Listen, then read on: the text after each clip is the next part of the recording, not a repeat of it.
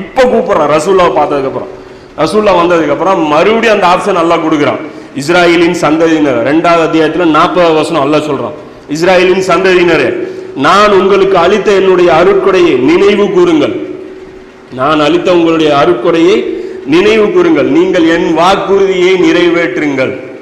என்கிட்ட பண்ண வாக்குறுதியை நிறைவேற்றுங்கள். என்ன வாக்குறுதி இது? என்ன வாக்குறுதிங்கிறத இன்ஷா அல்லாஹ் சொல்றேன். அது நோட் பண்ணிங்க. ஒரு வாக்குறுதி இருக்கு, அதை நிறைவேற்ற சொல்லி அதை கண்டிஷன் மேஸ் பண்றோம். இது அதாவது அங்க மேல வாங்கின அந்த வாக்குறுதி கிடையாது.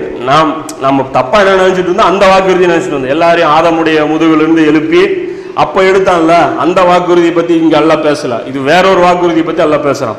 வாக்குறுதி நிறைவேற்றுங்கள், நான் உங்கள் வாக்குறுதியை நிறைவேற்றினேன். அப்ப அல்லாஹ் ஒரு வாக்குறுதி கொடுக்குறான் உங்களுக்கு, நீ இதை செய், நான் அதை செய்யறேன். அதாவது ஒரு கண்டிஷன், பரஸ்பரம் ஒரு ஒப்பந்தம் போடப்படுது.